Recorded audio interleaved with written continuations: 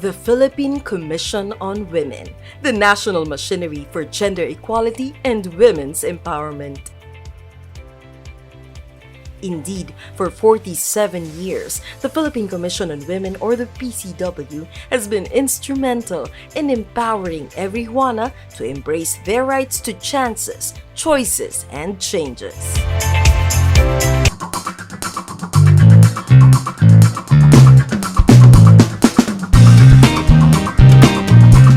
PCW's story began in the International Women's Year when then-President Ferdinand E. Marcos issued Presidential Decree No. 633, which created the National Commission on the Role of Filipino Women. It is the Philippine government's response to the United Nations call for member states to put up a government system that will attend to women's concerns. Holding the distinction of being the first national women's machinery in Asia, the Commission was mandated to review, evaluate, and recommend measures to ensure the full integration of women in development efforts. In a milestone move, the Commission organized the Balikatan sa Kaunlaran in 1977. Claiming a close to 3 million membership of women leaders, the program focused on education and livelihood to address the problem of poverty by expanding the roles of women in economic, social, and political activities of the nation. The year 1981 sparked a new beginning. The Philippines ratified the UN Convention on Elimination of All Forms of Discrimination Against Women, known as the International Women's Bill of Rights, or CEDAW. CEDAW is the only human rights treaty which affirms the reproductive rights of women and targets culture and tradition as influential forces shaping gender roles and family relations.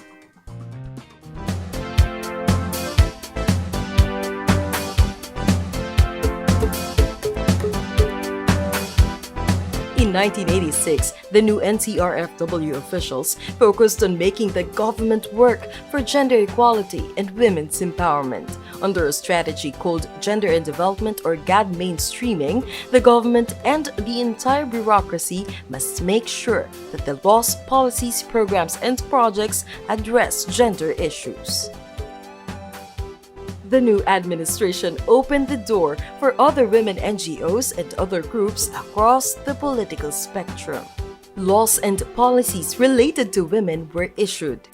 These include Republic Act 6725, which eliminates discrimination in the workplace, Proclamation No. 227 Series of 1988, providing for the observance of the women's role in History Month every March, and Republic Act 6949, declaring March 8 of every year as a working special holiday to be known as National Women's Day. In 1989, President Corazon C. Aquino signed the Executive Order 348, or the Approval and Adoption of the Philippine Development Plan for Women, 1989 to 1992, serving as the government's blueprint for involving women in development processes. Another milestone during this term was the enactment of RA 7192, or the Women and Nation Building Act. It recognized and promoted women as full and equal partners of men in development and nation building.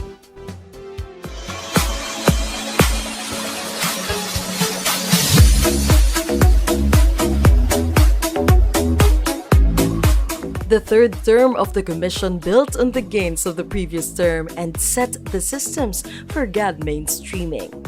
The 30-year Philippine Plan for Gender-Responsive Development was adopted, becoming the Bible of gender mainstreaming in the bureaucracy. The PBGD was the country's main vehicle for implementing the 1995 Beijing Declaration and Platform for Action, or BPFA, adopted at the UN Fourth World Conference on Women. PBGD outlines all the ways that the government must adopt to enable women to participate in and benefit from national development. Another win in the advocacy was the institutionalization of the GAD budget policy in 1995. This mandated all government agencies and instrumentalities, including LGUs, to allocate a minimum of 5% of their total budget for GAD programs and projects. To monitor how gender-responsive the government is becoming, the Commission initiated the development of the Gender Mainstreaming Evaluation Framework or GMEF to measure the extent of gender mainstreaming efforts. As changes were introduced, GAD supporters also increased. At the turn of the new millennium, the Commission established regional GAD resource centers, thereby expanding the network of gender advocates.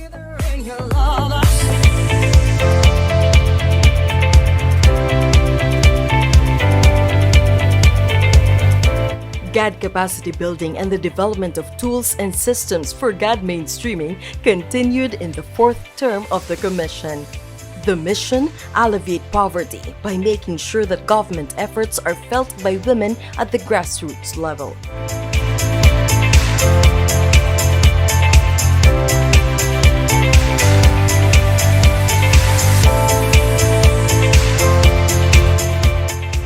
During its fifth and sixth term, the Framework Plan for Women intensified the implementation of the GAD budget policy, focusing on women's economic empowerment, human rights, and gender-responsive governance.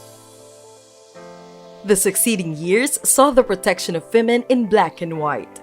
From 2001 to 2004, landmark laws were passed, including the Republic Act 9262 or the Anti-Violence Against Women and Their Children Act of 2004 and the Republic Act 9208 or the Anti-Trafficking in Persons Act of 2003. And in 2009, a triumph for Filipino women. Republic Act No. 9710 or the Magna Carta of Women was signed. The MCW expanded the functions of NCRFW and changed its name to the Philippine Commission on Women. During the same term, the Great Women Project, supported by the Canadian government, was established to boost women's economic empowerment and to provide more opportunities to women in small and medium enterprises.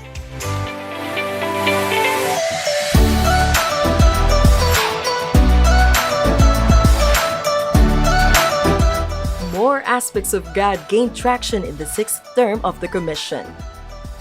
During this term, momentous laws were enacted, including the Responsible Parenthood and Reproductive Health Law, the Batas Kasambahay Law, the repeal of the Night Work Prohibition, the expanded Anti-Trafficking in Persons Act of 2012, which increased the government's capacity to combat human trafficking, and RA 10398 declaring November 25 as the National Consciousness Day for the elimination of violence against women and children. In 2014, the PCW launched the Women's Empowerment, Development and Gender Equality Plan or WEDGE 2013 to 2016, becoming an opportunity to review persistent and emerging gender issues and to take this into account in government plans. Other significant programs were also hatched, such as the National GAD Resource Pool, the Gender Mainstreaming Monitoring System, the establishment of regional GAD mechanisms and local learning hubs, and the MCW Implementation Project, supported by the Spanish International Development Cooperation.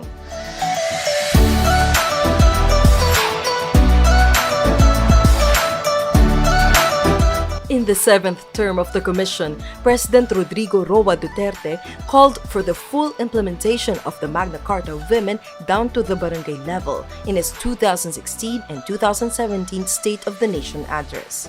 I'd like to reiterate my personal and this administration commitment to fully implement the Magna Carta of Women to the barangay level.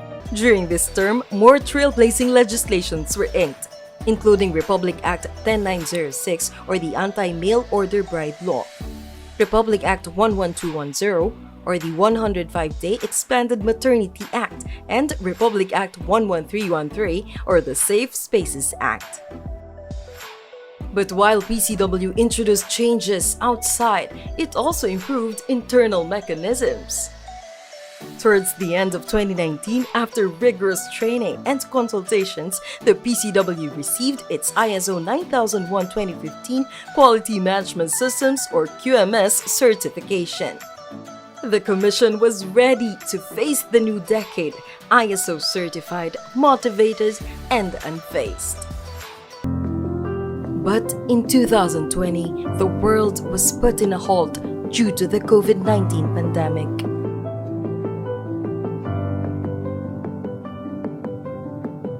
Resilient and undaunted, the PCW workforce took the global challenge as an opportunity to adapt and innovate. Keeping up with the new normal, the PCW transitioned from face-to-face to online activities. The PCW introduced the GAD webinars, discussing GAD-related concepts, mandates, framework, tools, and procedures online. The historic first GAD webinar series saw a total of 2,367 participants, with the videos gaining over 100,000 views in 2020. With its success, the PCW carried on with the series in 2021, launching webinars on GAD concepts and SOGIESC, fundamentals of gender mainstreaming, gender analysis, tools and praxis, use of the Hagadaga to mainstream GAD elements, GAD planning and budgeting, and the GAD agenda. In line with its mandate under the Magna Carta of Women, the PCW ensured that government agencies are still capacitated on gender mainstreaming. From 2020 to 2021, the PCW responded to numerous requests for technical assistance. These led to orientations on gender analyses and GA tools, new trends and policies on gender mainstreaming, laws on women, GAD agenda development, capacity development, as well as validation sessions for the GAD training programs. The Commission is also hands-on in bringing the gender equality and women's empowerment or GEWE advocacy in the grassroots with the help of the Regional Gender and Development Committees or RGADCs, orienting them on the gender-responsive LGUs or Girl Tool, GAD Agenda, GAD Budget, and GMEF, and virtually gathering the Gender Focal Point System members. Also strengthening the local GAD resource program, it monitored and evaluated 12 certified GAD local learning hubs in 2020. And in 2021, mounted its first GAD LLH virtual assembly, featuring inspiring local experiences and GAD-related innovations that LGUs can replicate. The PCW likewise helped key implementing agencies navigate their way in integrating gender lens in their programs through proactive technical assistance.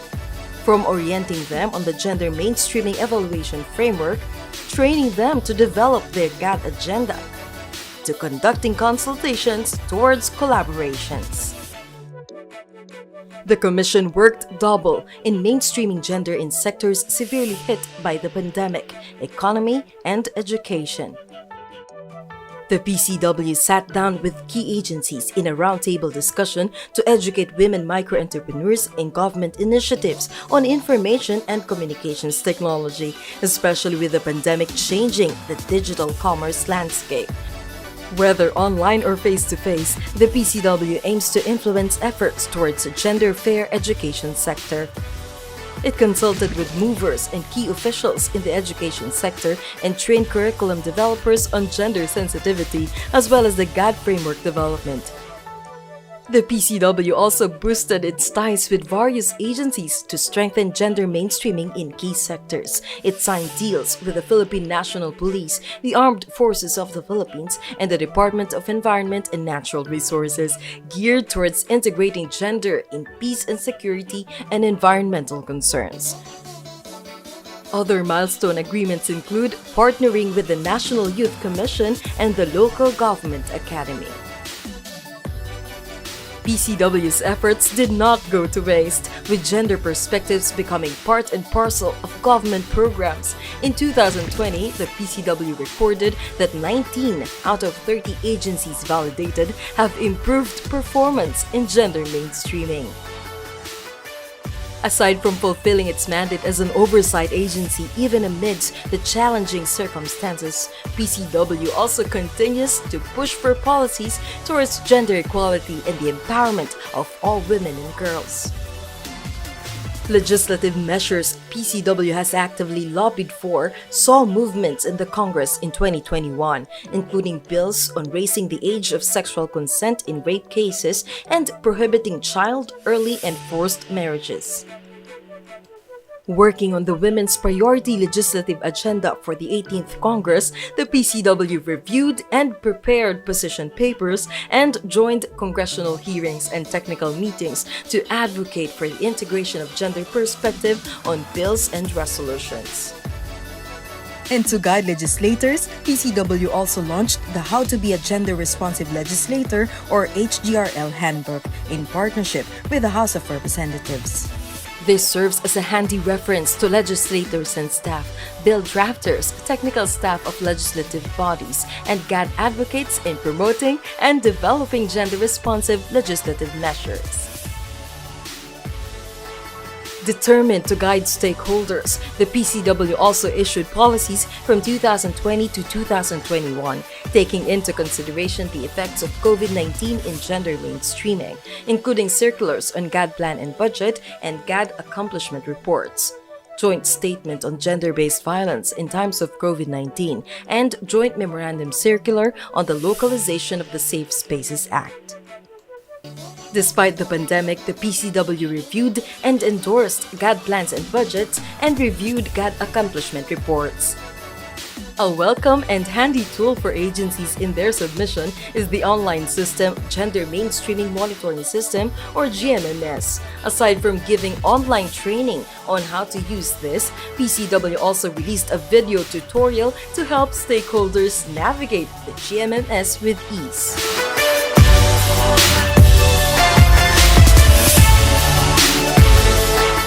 The COVID-19 pandemic also forced PCW to take a second look at the Gender Equality and Women's Empowerment Plan 2019 to 2025. Consulting agencies, it updated the GERE plan to reflect the gender issues that emerged or are exacerbated by the pandemic and how these can be addressed. Even with travel restrictions, the PCW conquered the distance by organizing and joining international sessions. It led the Philippines' participation to the 64th and 65th sessions of the UN Commission on the Status of Women. With all its local and international engagements, the PCW spreads the word on GAD through its online platforms, continuously adapting with the changing times. In 2020, the PCW relaunched its website with a fresh new look. Compliant with the existing government mandates, the site is more accessible, mobile-friendly, packed with added features and content. Furthering its digital transformation, it also revamped its digital GAD library in 2021.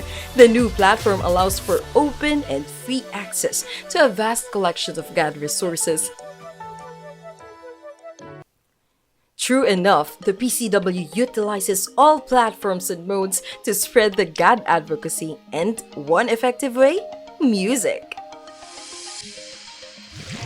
The PCW launched the Musicwana Songwriting Contest in March 2021, which aimed to reintroduce the 12 areas of concerns under the Beijing Platform for Action through songs. Over 200 entries received. The contest resulted in the collection of 8 powerful new anthems for gender equality. The PCW is also harnessing the power of different types of media in its major advocacy campaigns. For the 2020 and 2021 18-day campaign to end violence against women, the PCW used a puppet series to discuss anti-vow laws. Na walang paalam sa biktima, o kaya yung walang pahintulot na pag-record at pag-share ng mga litrato o video. Huwag mong titigan ang hindi sa'yo at maging disenteng tao. The Do the Macho Choir Challenge to raise awareness on catcalling.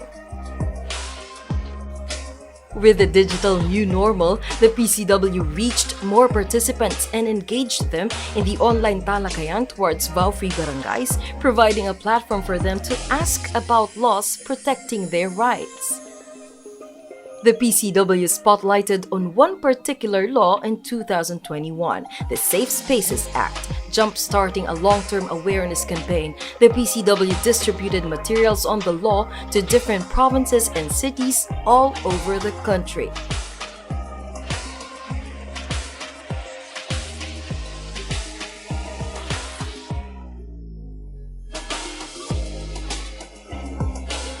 But aside from campaigning against VOW, the PCW also provided referral services to survivors. With partners, it is also assessing the implementation of the Republic Act 9262, coordinating with the Interagency Council on Violence Against Women members, mapping available VOW services and facilities for women victim survivors, and involving male advocates opposed to VOW. The PCW also used its major campaign, the National Women's Month celebration, to highlight women's participation in battling the pandemic, as well as discuss gender issues during this crisis. With the Wanad Laban sa Pandemya Kaya online series, it featured women's experiences during the health crisis and featured women who thrived despite the circumstances.